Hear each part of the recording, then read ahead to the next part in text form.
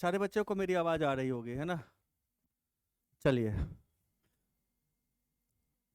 अभी मैं आपको एक नए तरीका का क्वेश्चन कराऊंगा। वो है मैक्सिमम इलोंगेशन और मैक्सिमम डिफ्लेक्शन का। ठीक है, मैं ये क्वेश्चन करा चुका हूँ बट ओनली फॉर रेफरेंस, एक थॉट प्रोसेस डेवलप करने के लिए, क्योंकि उस तरह का थॉट प्रोसेस मैं डेवलप कर चुका हूँ आपके अंदर। ये जो पहला क्वेश्चन हमारे पास था, ये वाला, है ना, ये उन बच्चों के लिए है जो बच्चे कभी नहीं किए हैं, उनके लिए है। और आप लोग के लिए भी फिर से रिवीजन आपका हो जाएगा। हमारे पास एक स्प्रिंग मास सिस्टम है। ये आइडियल स्प्रिंग है, स्प्रिंग कांस्टेंट के नीचे एक मास इसे हैंग कर रहा है। इनिशियली इस बॉडी को हम पकड़ रखे हैं। स्प्रिंग क्या है? नेचुरल लेंथ पे है। ये स्प्रिंग हमारा नेचुरल लेंथ पे है, हमने सपोर्ट दे रखा है। अब इसमें दो क्वेश्चन बनता है। एक तो हम इसको धीरे धीरे बॉडी को लाते हैं, है ना? आई थिंक ये क्वेश्चन ऑलरेडी रिकॉर्डेड है। ये रिकॉर्डिंग हुआ है इसका? नहीं हुआ, नहीं हुआ। चलिए, तो एक तो क्वेश्चन बनता है कि इसको हम धीरे धीरे लाते हैं। जब धीरे धीरे लाते हैं विदाउट एक्सीलरेशन लाते हैं, means without change in kinetic energy लाते हैं, है ना? यानी कि इसका वेलोसिटी टेंस टू जीरो, आराम आराम से लाते हैं, आराम आराम से, सो दैट इसके अंदर मोमेंटम हमेशा टेंस टू जीरो रहेगा, है ना? एक वक्त आएगा जब ये बॉडी क्या होगा, यहां पहुंच जाएगा, मास m है। इस केस में इसमें जो एलोंगेशन हुआ स्प्रिंग के अंदर एक्स नॉट हुआ है। अब यहाँ पे आकर आने के बाद बॉडी पे क्या हो गया? नेट फोर्स जीरो, यानी कि ऊपर जो हमारे पास k टाइम्स एक्स नॉट है और नीचे हमारा mg है, क्या होगा? वो बराबर हो जाएगा। So K X naught is equal to M G. So X naught is equal to M G by K, है ना? इसको क्या बोलते हैं? इसको बोलते हैं हम इक्विलिब्रियम पोजीशन। क्या बोलते हैं इसको? इक्विलिब्रियम पोजीशन और मीन पोजीशन। यहां पे चूंकि बॉडी को हम धीरे धीरे लाए हैं, तो बॉडी के अंदर काइनेटिक एनर्जी नहीं है, यानी कि बॉडी के अंदर क्या है? मोमेंटम नहीं है ना? यहां पे आकर बॉडी के पास चूंकि मोमेंटम ही नहीं है, वेलोसिटी ही नहीं है, तो आगे बढ़ने की टेंडेंसी नहीं है, बॉडी यहीं रुक जाएगा। क्लियर है? अब आप पूछोगे कि ऐसा हुआ क्यों? क्योंकि जब ये यहां से ऊपर से नीचे आ रहा था बॉडी, तो इसमें तीन एजेंट लग रहा था। एक एजेंट हमारे पास किसी इंस्टेंट पे k टाइम्स x लग रहा था, दूसरा जो हम नॉर्मल फोर्स लगा रहे थे वो लग रहा था, तीसरा mg लग रहा था। हमेशा n plus K X is equal to M G था, ऑलवेज। क्या था हमारे पास? n plus K X is equal to M G था, हमेशा। अगर हमारे पास ये के एक्स, अगर के एक्स हमारा इंक्रीजिंग था तो ये हमारा क्या था? डिक्रीजिंग था,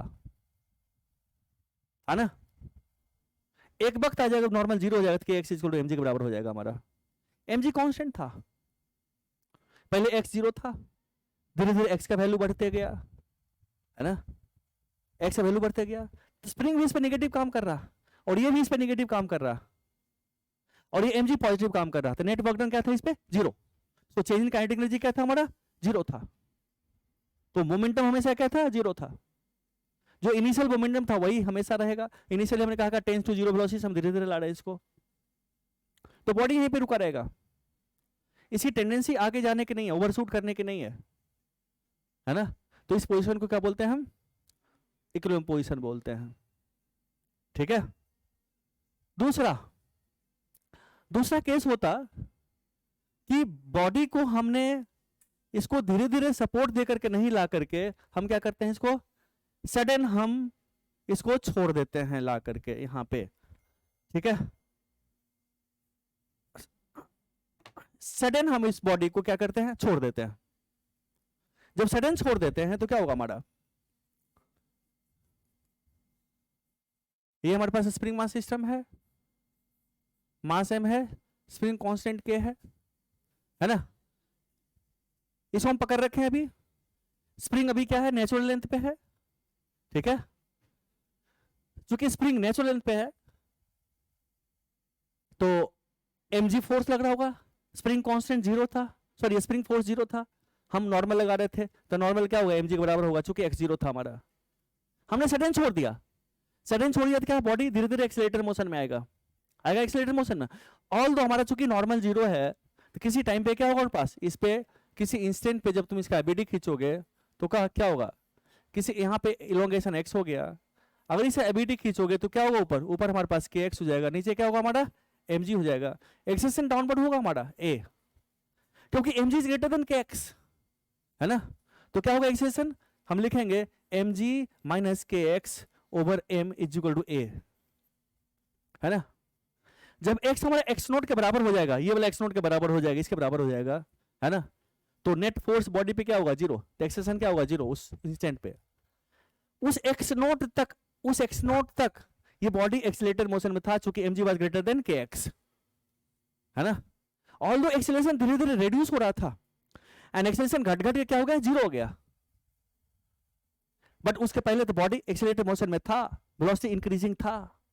तो इस पोजीशन पे आकर के बॉडी रुकेगा नहीं, चूंकि इसके अंदर क्या है, काइनेटिक एनर्जी है, नेट फोर्स जीरो हुआ है यहाँ पे, बट काइनेटिक एनर्जी जीरो नहीं हुआ, मोमेंटम जीरो नहीं हुआ, लॉ ऑफ इनर्शिया की वजह से क्या होगा, ये आगे बढ़ेगा और आगे बढ़ेगा।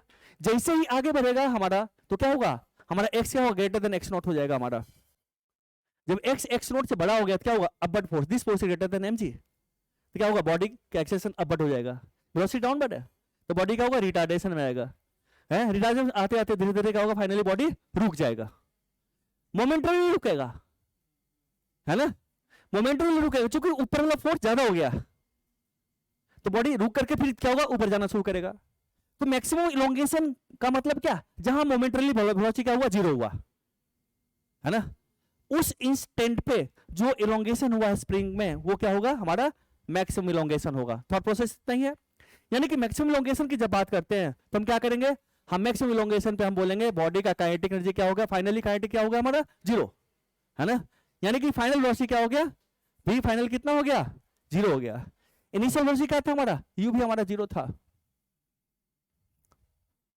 ठीक है। जैसे जीरो हुआ उसको बॉडी ऊपर लौटना शुरू होगा। तो this is the maximum elongation. हमने कहा चलो ये मैक्सिमम इलोंगेशन हमारा एक्स हो गया, है ना।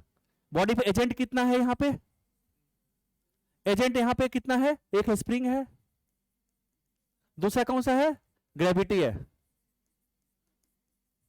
यही दो है ना। नाउ के आई कितना है, जीरो, एंड के एफ कितना है, जीरो, है ना। इस केस में हमारा जब इक्विलिब्रियम की बात करते हैं तो इक्विलिब्रियम तो यहां पे भी आएगा, बट यहां पे इक्विलिब्रियम पे वेलोसिटी जीरो नहीं है, यहां पे क्या है, वेलोसिटी भी जीरो, बॉडी वहीं लटका रहेगा, रुका हुआ रहेगा। क्या यहां पे इक्विलिब्रियम पोजीशन निकाल सकते हैं, निकाल सकते हैं। यहां पे इक्विलिब्रियम पोजीशन भी हमारा इतना ही होगा। सो इक्विलिब्रियम का मतलब होता है नेट फोर्स जीरो। इक्विलिब्रियम का मतलब काइनेटिक एनर्जी जीरो नहीं हो, उससे कोई मतलब नहीं, काइनेटिक एनर्जी से कोई मतलब नहीं इक्विलिब्रियम का। इक्विलिब्रियम का किससे मतलब है, फोर्स से। इक्विलिब्रियम का मतलब नेट फोर्स जीरो, वेलोसिटी हो या ना हो क्या फर्क पड़ता है ना। तो मैक्सिमम इलोंगेशन की बात करेंगे तो वहां पे हम काइनेटिक एनर्जी के बारे में सोचेंगे, वेलोसिटी के बारे में सोचेंगे, क्योंकि वेलोसिटी अगर होगा तो और भी आगे बढ़ेगा, है ना। अगर हम इसको सडन भी छोड़ देते तो यहां पे वेलोसिटी होता, फिर भी ये इक्विलिब्रियम कोई पोजीशन यही होता। तो अगर इक्विलिब्रियम पोजीशन कहेगा तो हम ये निकालेंगे, this is the equilibrium position.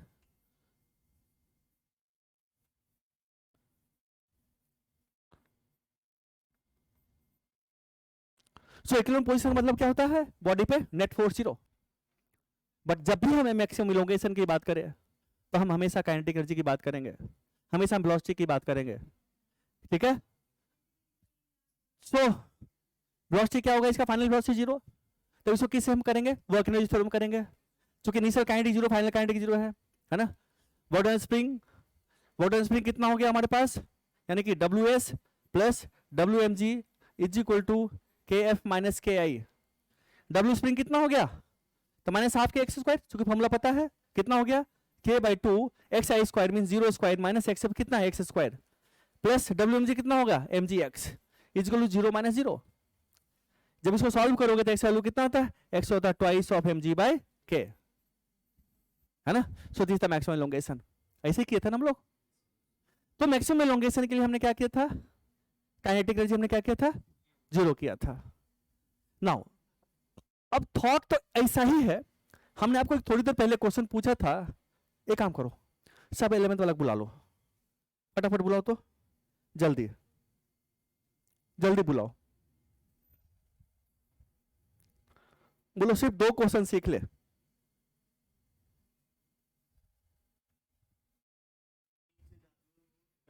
हाँ जल्दी आओ। क्या चीज? कब? इसमें जब पहले x equal to x not तक एक्सेलेरेशन क्या है? डाउनवर्ड है। अरे बोले 2 मिनट के, जल्दी आओ क्लास में।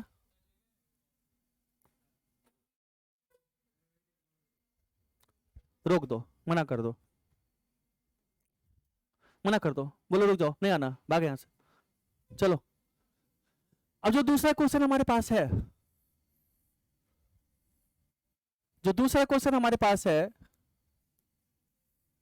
वो ये है कि एक हॉरिजॉन्टल रोड है और इस हॉरिजॉन्टल रोड पे क्या है?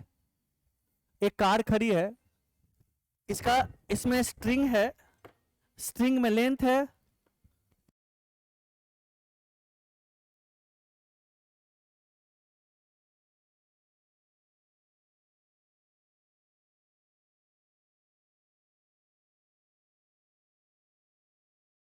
देखें एक हॉरिजॉन्टल रोड है, इस रोड पे गाड़ी खड़ी है, इसमें एक हमारे पास सिंपल पेंडुलम है, इसका मास m है, लेंथ इसका l है। ये गाड़ी सडन a एक्सेलेरेशन से चल पड़ा। सडनली ये गाड़ी क्या हुआ? a एक्सेलेरेशन से चल पड़ा, ठीक है। तो कहता है कि इसमें, इस पेंडुलम में मैक्सिमम डिफ्लेक्शन क्या होगा, है ना। क्वेश्चन है कि गाड़ी है, इस गाड़ी में एक पेंडुलम लटक रहा है, इसका मास m है, लेंथ l है, ये गाड़ी सडन a एक्सेलेरेशन से चल पड़ा, तो we have to find out the maximum deflection in the string, है ना। इसे मैक्सिमम डिफ्लेक्शन कैसे निकालेंगे? This is the question. तो कैसे करें इसको?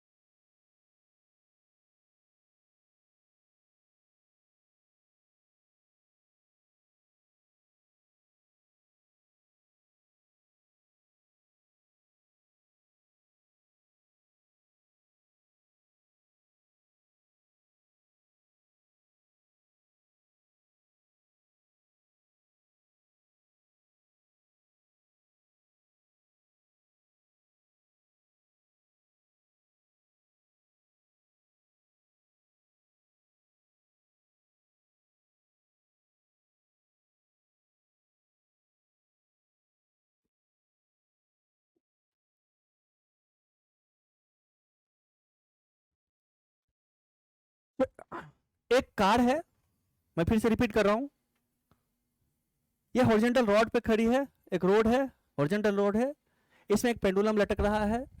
ये कार सडनली ए एक्सेलेरेशन से चलना शुरू कर दिया, तो we have to find out the maximum deflection in the string. इस स्ट्रिंग में मैक्सिमम डिफ्लेक्शन क्या होगा? तो मैक्सिमम डिफ्लेक्शन के लिए या मैक्सिमम इलोंगेशन की बात हमने किया था, तो हमने जस्ट थोड़ी देर पहले बताया, जब भी आपको मैक्सिमम डिफ्लेक्शन या मैक्सिमम इलोंगेशन की बात कहे तो हम किस थॉट से काम करेंगे? हमेशा वर्क एनर्जी से करेंगे, है ना। क्योंकि अगर आप नेट फोर्स को जीरो कहते हो तो नेट फोर्स जीरो करने का मतलब क्या हुआ? वो बॉडी इक्विलिब्रियम पे आ गया है। सो इक्विलिब्रियम का मतलब होता है नेट फोर्स जीरो, ठीक है। बट मैक्सिमम डिफ्लेक्शन की बात का मतलब होता है कि बॉडी उसके बाद आगे ना बढ़े, उसके बाद काइनेटिक एनर्जी ना बचे, मीन मोमेंटम ना रहे, नेट मोमेंटम वहां क्या हो जाए? जीरो हो जाए, यानी वेलोसिटी जीरो हो जाएगा। क्योंकि अगर वेलोसिटी बचा तो आगे बढ़ेगा।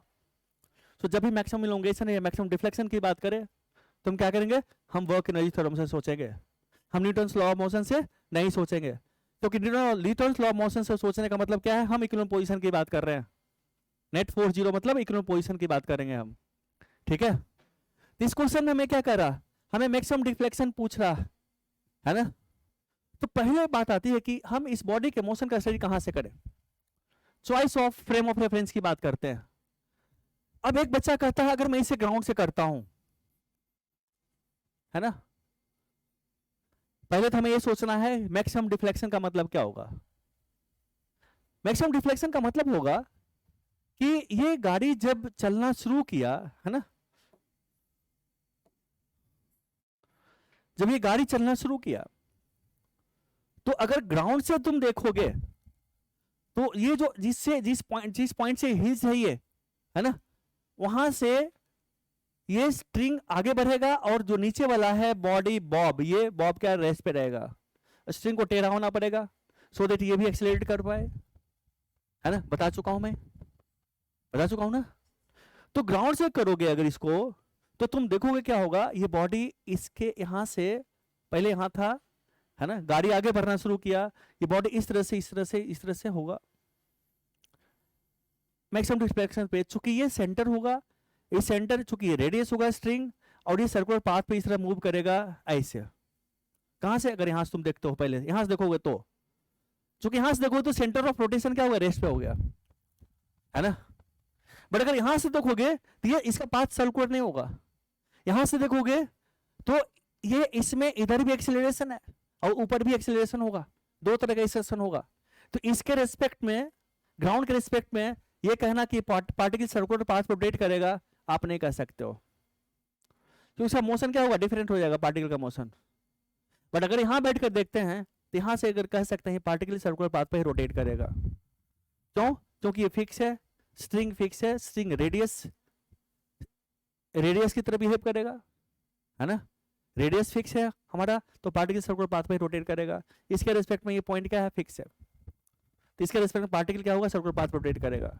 जब पार्टिकल सर्कुलर पाथ पर रोटेट करेगा इसके रिस्पेक्ट में, तो ये जो अब इस पे कितना है एजेंट, इस पे कितना एजेंट है, अगर एक बच्चा यहां से ग्राउंड से करता है तो दो एजेंट है, एक हमारे पास क्या है, एक mg है, दूसरा क्या है, टेंशन t है ना। तो इसके रेस्पेक्ट में इसका पाथ डिफाइंड नहीं है, इसके रेस्पेक्ट में इसका पाथ कुछ और होगा, सर्कुलर पाथ नहीं होगा, इसके रेस्पेक्ट में इसका सर्कुलर पाथ होगा। तो इसके रेस्पेक्ट में हम वर्क डन बाय टेंशन निकाल सकते हैं, क्या होगा, 0 होगा। इसके रेस्पेक्ट में जो गाड़ी में बैठा हुआ, इसके रेस्पेक्ट में चूंकि इसका पाथ सर्कुलर नहीं है, तो डिस्प्लेस फोर्स और डिस्प्लेसमेंट के बीच का एंगल हमें पता नहीं है, फोर्स और डिस्प्लेसमेंट के बीच का एंगल पता नहीं है हमें। तो ग्राउंड के रेस्पेक्ट में अगर करते हैं तो क्या होगा, हमारा कॉम्प्लेक्स हो जाएगा क्वेश्चन, है ना। अगर इस क्वेश्चन को ग्राउंड के रेस्पेक्ट में करेंगे तो क्या होगा, कॉम्प्लेक्स हो जाएगा, क्योंकि वर्क डन बाय टेंशन निकालना मुश्किल हो जाएगा हमारे लिए। बट अगर इसी बैठ कर स्टडी करते हैं तो जो एक एजेंट हमारे पास जो स्ट्रिंग है, टेंशन हमेशा टुवर्ड्स द सेंटर है, और पार्टिकल क्या है, हमेशा पार्टिकल किधर है, टेंजेंशियल है, पार्टिकल डिस्प्लेसमेंट क्या है, टेंजेंशियल है। सो फोर्स एंड डिस्प्लेसमेंट हमेशा क्या होगा, हमारा 90 डिग्री पे होगा। तो वर्क डन बाय टेंशन क्या होगा, हमारा 0 हो जाएगा। क्लियर है, फोर्स और डिस्प्लेसमेंट हमेशा 90 डिग्री पे होगा, तो वर्क डन बाय टेंशन क्या होगा, हमारा 0 हो जाएगा। तो यहां से हम ये सोच सकते हैं कि इस बॉडी का मोशन का स्टडी हम यहीं से करें, कार से करें, ग्राउंड से ना करें। क्लियर है, क्योंकि ग्राउंड से करेंगे तो इसके मोशन का जो ट्रेजेक्टरी ऑफ मोशन है वो हम नहीं निकाल सकते। क्लियर है, क्योंकि टेंशन कंजर्वेटिव फोर्स नहीं है, तो इस पाथ फंक्शन है, वर्क डन बाय टेंशन क्या होगा, पाथ पे डिपेंड करेगा, उसे ट्रेजेक्टरी पे डिपेंड करेगा, और इसके रिस्पेक्ट में ट्रेजेक्टरी डिफाइंड नहीं है, टफ है निकालना। बट ग्राउंड के इसके रिस्पेक्ट में करेंगे तो इसका ट्रेजेक्टरी डिफाइंड है, क्या है, ये सर्कुलर पाथ रोटेट करेगा। क्लियर है, यहां तक सोच लिए। तो जब यहां तक सोच लिए हम फ्रेम के बारे में, तो हम यहीं बैठ के स्टडी करते हैं। जब यहीं बैठ के स्टडी करते हैं तो हमने कहा कि चलो भाई, इस बॉडी पे कितना फोर्स लग गया हमारा, किसी भी इंस्टेंट पे इस बॉडी पे कितना फोर्स लगेगा, एक तो हमारा mg लगेगा हमारा, एक तो टेंशन लगेगा हमारा t, है ना, लगेगा ना, और दूसरा क्या, ये कौन सा फ्रेम है, नॉन यूनिवर्सल फ्रेम है, तो इस पे सूडो फोर्स लगेगा, इधर लगेगा ma, है ना, ma लगेगा। सो 3 फोर्सेस लग रहा हमारा, लग रहा 3 फोर्सेस। दूसरी बात, मैक्सिमम डिफ्लेक्शन पे ये बॉडी क्या होगा, यहां पे आकर के फाइनली मोमेंटरली रुक जाएगा। मैक्सिमम डिफ्लेक्शन पे बॉडी क्या होगा, मोमेंटरली रुक जाएगा, वेलोसिटी 0 होगा। इनिशियल काइनेटिक क्या था हमारा, जब यहां पे था तो इनिशियल काइनेटिक क्या था, बॉडी का 0 था। सो के आई भी हमारा क्या है, जीरो है, और इसके रिस्पेक्ट में फाइनल वेलोसिटी का क्या होगा, जीरो होगा। ग्राउंड के रिस्पेक्ट में इसका फाइनल वेलोसिटी जीरो नहीं होगा, ग्राउंड के रिस्पेक्ट का वेलोसिटी वही होगा जो इसका वेलोसिटी होगा। ग्राउंड के रिस्पेक्ट में चूंकि ये इसके रिस्पेक्ट में हुआ ना, तो जो इसका वेलोसिटी होगा वही इसका वेलोसिटी होगा। तो ग्राउंड के रिस्पेक्ट में फिर चेंज इन काइनेटिक एनर्जी निकालना भी क्या होगा, मुश्किल हो जाएगा हमारा, है ना। बट इसके रिस्पेक्ट में इसका फाइनल काइनेटिक क्या होगा हमारा, जीरो होगा। इसके रिस्पेक्ट में इनिशियल काइनेटिक जीरो होगा, ऑल दो इसके रिस्पेक्ट में इसका इनिशियल काइनेटिक जीरो था, है ना। बट इसके रिस्पेक्ट में फाइनल काइनेटिक जीरो नहीं होगा, इसके रिस्पेक्ट में इसका फाइनल काइनेटिक जीरो होगा। तब ये फिर वंस अगेन सजेस्ट करता है कि इस बॉडी का मोशन इसी फ्रेम से करो, इस फ्रेम से नहीं करो। क्लियर है। नाउ अब हम सोच लिए initial kinetic zero, final kinetic क्या होगा, केएफ भी हमारा क्या होगा, जीरो होगा मैक्सिमम डिफ्लेक्शन पे, फिर बॉडी नीचे आ जाएगा हमारा, है ना, इस तरह से ऑसिलेट करते रहेगा। बट मोमेंटरली यहाँ पे वेलोसिटी जीरो होगा हमारा बॉडी का। थोड़ी देर पहले हमने क्वेश्चन बताया था आपको, एक्सी रोमा क्वेश्चन नंबर 64 क्वेश्चन में हमारे पास एक बॉडी रखा हुआ था, और ये इनिशियली ट्रांसलेट करना शुरू कर दिया एक सेशन से, याद होगा अभी जस्ट हमने किया था 64 नंबर। क्या था इसमें कि ये स्फीयर था, स्मूथ स्फीयर था, एक स्मॉल मास यहाँ पे था। जब एक सेशन से एक्सलेट करना शुरू किया तो इसके रेस्पेक्ट में जब फंक्शन ऑफ थीटा इसका वेलोसिटी निकालना था, भी निकालना था इसी के रेस्पेक्ट में। तो हमने कहा था ऐसा करो, इसी पे बैठ जाओ, इसी बैठ जाओ, इसे सूडो फोर्स लगा दो, इधर लगा दो ma, नीचे एक mg लग ही रहा है ना। दूसरा नॉर्मल, इसके रिस्पेक्ट में नॉर्मल हमेशा रेडियल फॉरवर्ड है, इसके रिस्पेक्ट में डिस्प्लेसमेंट हमेशा टेंजेंशियल है। तो वर्क में नॉर्मल क्या हो गया, Wn हमारा क्या होगा, जीरो होगा, है ना। तो बचा क्या, दो फोर्स बचा, क्या क्या बचा हमारे पास, एक हमारा ma बचा और दूसरा क्या बच गया, mg बचा। mg की वजह से वर्क डन क्या होगा हमारे पास, ये डिस्प्लेसमेंट, चूंकि हमने कहा ये एंगल थीटा हो गया हमारा, ये हमारा थीटा हो गया, है ना। हमें वेलोसिटी पूछ रहा है जब function of theta, and velocity इसी के रेस्पेक्ट में पूछ रहा है, तो इसी पे बैठ के स्टडी कर रहे हैं हम, ठीक है। तो देखो तेरे ये बोर्ड यहां तक दिख रहा है ना, हाँ ठीक है, ओके। तो अब mg के रेस्पेक्ट में ये mg इंटू दिस डिस्प्लेसमेंट, ये डिस्प्लेसमेंट कितना हो गया, r minus r cos theta, r into 1 minus cos theta हमारा होगा, है ना। तो mg भी हमारा इधर ही है और डिस्प्लेसमेंट भी हमारा इधर ही है, mg into r 1 minus cos theta हो गया wmg, है ना। wmg कितना हो गया, mg r 1 minus cos theta. Bottom में नॉर्मल जीरो है ही हमारा। अब बच गया ma के रेस्पेक्ट में ma कितना काम करेगा, सूडो फोर्स कितना काम करेगा। सूडो फोर्स क्या है यहाँ पे, कांस्टेंट फोर्स है। जब भी कोई कांस्टेंट फोर्स की वजह से वर्क डन निकालना हो तो कांस्टेंट फोर्स कंजर्वेटिव फोर्स की तरह बिहेव करेगा। जैसे हमारे पास mg, एक बॉडी हमने कहा यहाँ से यहाँ पे आ गया, तो वर्क में mg कितना होगा, ग्रेविटी कितना काम करेगा। तो हमने बताया था ग्रेविटी के डायरेक्शन में कितना ये डिस्प्लेसमेंट, है ना। दोनों लाइन को मिला दो, हॉरिजॉन्टल लाइन को मिला दो, तो mg के डायरेक्शन में इतना ही डिस्प्लेसमेंट हुआ, है ना। हमने कहा ये h, तो वर्क डन में mg कितना होगा, mg फोर्स और h भी हमारा इधर है, चूंकि mg फोर्स भी mg डॉट h होगा हमारा, है ना, mg इंटू h। चूंकि जब यहां से यहां तक जाएंगे तो mg क्या है, डाउनवर्ड है, एंड डिस्प्लेसमेंट क्या है, हॉरिजॉन्टल है, दोनों के बीच का एंगल 90 है। यहां से यहां तक जाने में वर्क में mg क्या होगा, जीरो। तो mg के डायरेक्शन में जितना डिस्प्लेसमेंट है वो उतना ही करेंगे, है ना। सेम चीज एक बॉडी पे कांस्टेंट फोर्स F लग रहा हमारा, अगर ये बॉडी मूव करके इस तरह से घूम कर यहाँ पहुंच गया तो work done by this force कहेगा कि निकालने क्या करेंगे, इस दोनों के लाइन को पैरेलल लाइन मिला करके F के डायरेक्शन में कितना डिस्प्लेसमेंट हुआ वो देखेंगे हम। चूंकि F इंटू अगर ये S है तो F इंटू S होगा, है ना। उसके बाद अगर हम डिस्प्लेस यहां से यहां तक कर रहे हैं तो फोर्स इधर है, डिस्प्लेसमेंट ऐसे है, तो वर्क डन क्या होगा, जीरो होगा। तो F के डायरेक्शन में जो डिस्प्लेसमेंट हुआ वही होगा हमारे पास, है ना।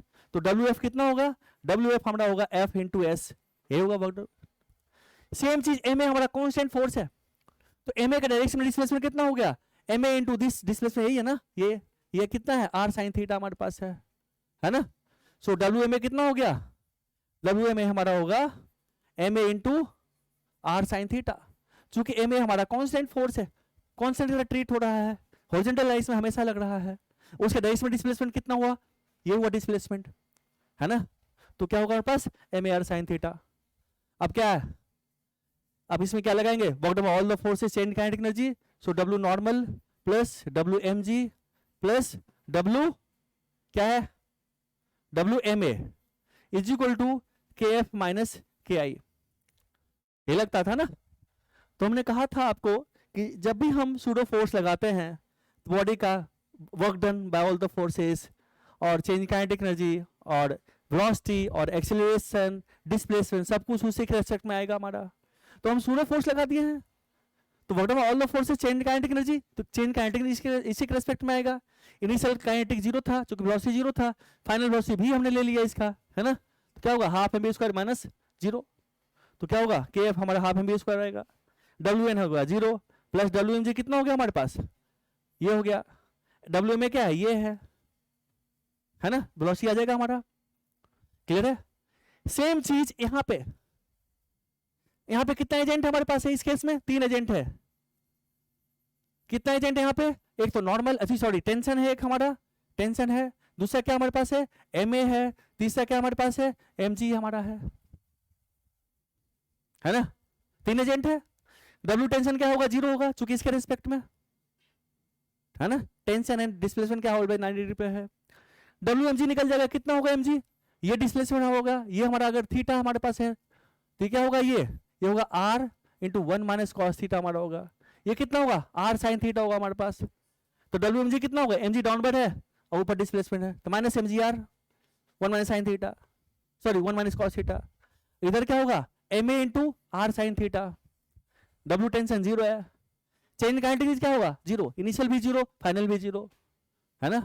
तो work done by all the forces change kinetic energy लिखे अब, तो क्या होगा हमारे पास Wma plus WmG plus WT equal to KF minus KI, ये होगा ना। Wma कितना था, MAR sine theta minus MGR 1 minus cos theta plus tension equal to 0 minus 0, है ना। M उड़ा दे, MR उड़ा दे, क्या हो गया A sine theta minus G into 1 minus cos of theta is equal to 0। So क्या हो गया, इसको तोड़ दे, क्या हो गया 2A sign theta by 2 into cos of theta by 2 minus G into twice of क्या होगा, ये 1 माइनस कॉस थीटा कितना होगा 2 sine square theta by 2, 2 sine square theta by 2 equal to क्या होगा 0। 2 साइन थीटा बाई 2 उड़ाते दोनों साइड से, क्या बच गया यहाँ पे A sine theta by 2 minus G, अच्छा सॉरी कॉस बचेगा ना, A cos of theta by 2 minus G sine of theta by 2 equal to कितना हो गया 0। सो टेन थीटा बाई 2 कितना हो गया A by G, so theta by 2 कितना हो गया tan inverse of A by G, है ना। सो थीटा कितना हो गया तो तुम्हारा twice of tan inverse of A by G। देखो तो उसका दुगुना है इक्विलिब्रियम पोजीशन का, है ना। सो this is the maximum deflection in the string. तो जब भी मैक्सिमम डिफ्लेक्शन की बात आए तो क्या करेंगे हम, वर्क एनर्जी छोड़ेंगे। जब भी मैक्सिमम इलोंगेशन की बात आए तो क्या करेंगे हम, वर्क एनर्जी सोचेंगे। क्लियर है, बात समझ में आई सबको। इसी पे बेस एक और क्वेश्चन हमने दिया था, वो क्वेश्चन ये वाला था। क्वेश्चन ये था कि बस दो मास है M1 एंड M2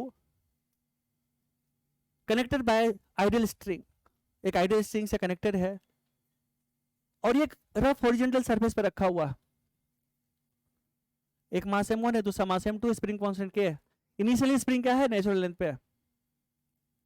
क्लियर है। अब कहता है कि इस पे फोर्स लगाओ, हॉरिजॉन्टल फोर्स F मिनिमम कितना लगाएं so that M2 just start moving.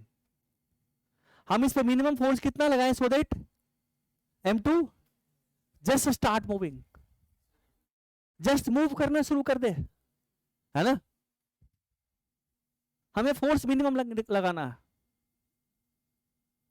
तो कैसे सोचेंगे।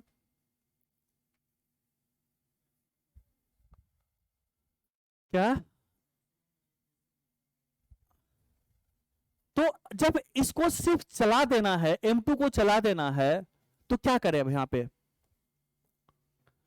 जब हमें M2 को चला देना है, जस्ट इसको टेंस टू मूव करा देना है, तो हमने कहा चलो भाई ये हमारा M2 है, स्प्रिंग में एलोंगेशन हमारा हो गया x, ये M1 है, हमने F लगा दिया, F फोर्स लग रहा है, इसमें एलोंगेशन कितना हो गया, इसमें जो एलोंगेशन हो गया कितना हो गया, x हो गया।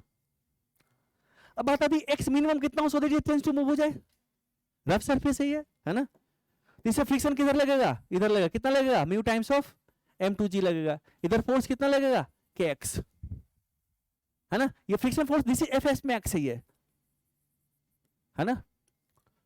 बॉडी को जस्ट मूव कराना, इसका मतलब क्या हुआ, for body to just move, for body to just move, क्या होगा हमारे पास, kx should be equal to mu times of M2G, है वो ना।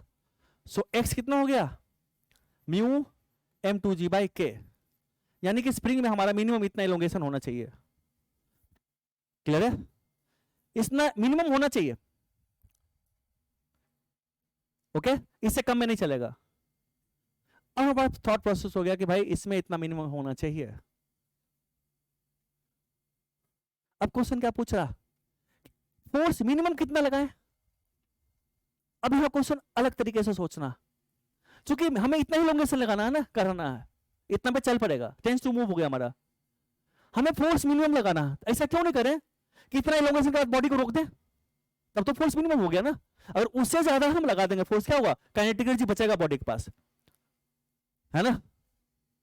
तो अब हमारा थॉट क्या होना चाहिए कि हमें मिनिमम फोर्स कितना लगाना पड़ेगा सो दैट मैक्सिमम एलोंगेशन इतना ही हो स्प्रिंग में।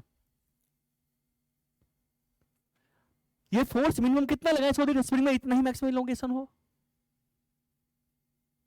बात समझ में आई।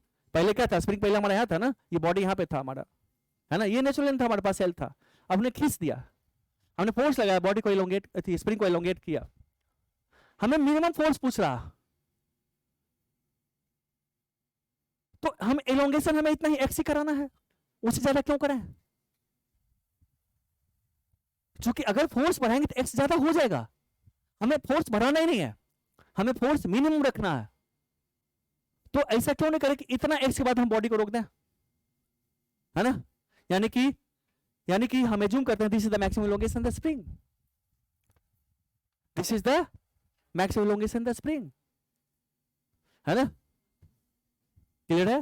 क्योंकि अगर इस यहां पे कुछ वेलोसिटी और बढ़ गया, बचा रह गया, तो क्या होगा हमारा, तो और आगे बढ़ जाएगा, तो बॉडी तो चलेगा ही चलेगा, बॉडी इतना ही टेंस टू मूव हो गया हमारा, हमें टेंस टू मूव कराना है, just tends to start moving कराना है। तो हम स्प्रिंग, हमें मिनिमम फोर्स लगाना है, तो स्प्रिंग में हमें मैक्सिमम इतना ही एलोंगेशन कराएंगे, यानी कि यहाँ पे हम भी फाइनल हमें 0 कर दें, इनिशियल वेलोसिटी तो यू हमारा 0 था ही हमारा है, क्लियर है, क्लियर है। तो अब एजेंट कितना होगा इस बॉडी पे, कितना एजेंट हो गया, एक हो गया सरफेस, दूसरा क्या हो गया, स्प्रिंग हो गया, और तीसरा क्या हो गया, एक्सटर्नल एफ हो गया हमारा, 3 एजेंट हो गया। के आई कितना था हमारा 0, के एफ कितना, इसको भी 0 करते हैं, work of all the forces change kinetic energy, है ना। Work of all the forces में क्या होगा, फ्रिक्शन फोर्स इस पे लगेगा, कितना लगेगा, पीछे की तरफ लगेगा, इधर कितना, म्यू टाइम्स ऑफ M1G, है ना। तो हमारे पास म्यू टाइम्स ऑफ M1G इधर है और डिस्प्लेसमेंट इधर x है, दोनों के बीच एंगल कितना पाई है ना। तो WF कितना हो गया, minus of mu M1G x, है ना, ये आ गया WF। W स्प्रिंग कितना हो गया, minus of half K times x square, है ना, होगा। एंड WF कितना होगा, तो हमारा फोर्स भी इधर ही है और डिस्प्लेसमेंट भी हमारा इधर ही है, तो कितना हो गया, F इंटू एक्स हो गया हमारा, है ना। तो work by all the forces change kinetic energy कितना होगा हमारे पास, minus of mu M1G x minus half K times X square, है ना, plus F X is equal to 0 minus 0, change kinetic energy, एक एक्स उड़ा दे, तो कितना हो गया, minus of mu times M1G minus of K times x by 2, है ना, plus F is equal to 0।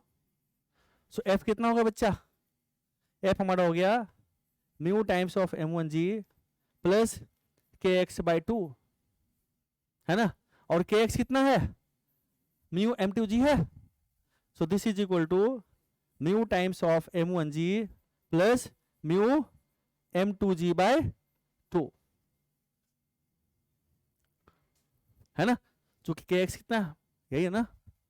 So F कितना हो गया मिनिमम, सो एफ मिनिमम कितना हो गया बच्चा, म्यू जी कॉमन ले ले, म्यू जी कॉमन ले लिया तो कितना हो गया m1 plus m2 by 2, so this is the answer.